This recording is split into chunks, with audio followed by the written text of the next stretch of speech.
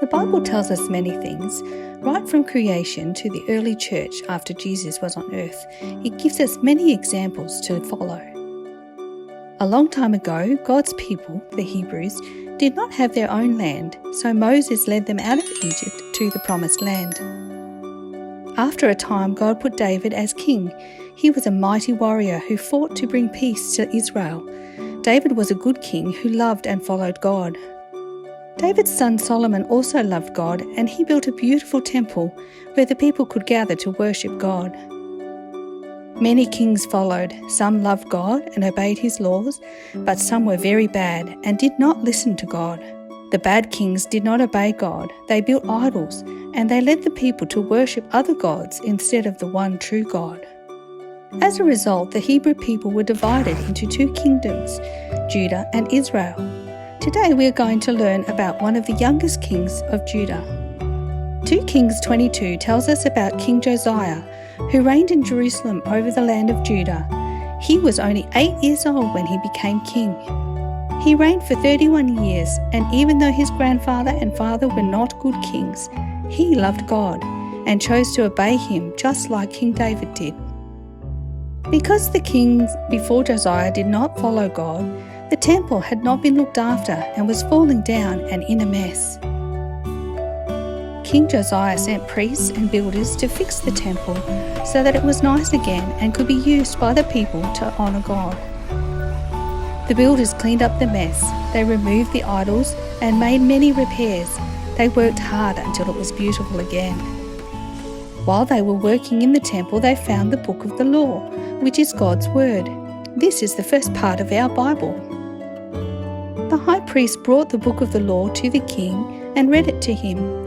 King Josiah was very sad because he knew that the people of Judah were not following God's word. He asked the priest to speak to the Lord for him.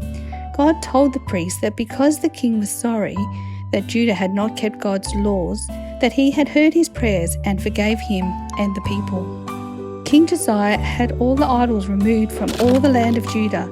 He wanted his people not to be tempted to worship them.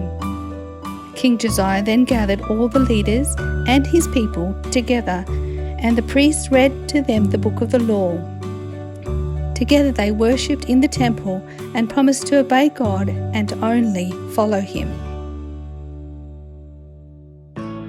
So what can we learn from the life of King Josiah? How old was Josiah when he became the king? Josiah was only 8 years old when he became king, but God had a plan for Josiah.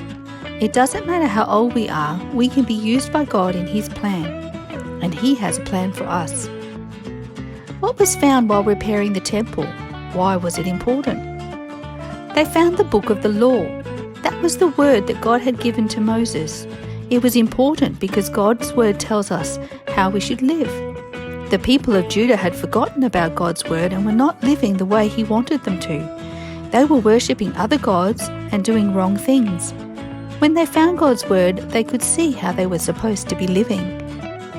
How can we know what is the right thing to do? We can read God's word, the Bible. It will tell us what is the right way to behave, how to love other people, and how to worship God. Just like King Josiah, we have the choice to follow God and the ways in the Bible, or to do our own thing.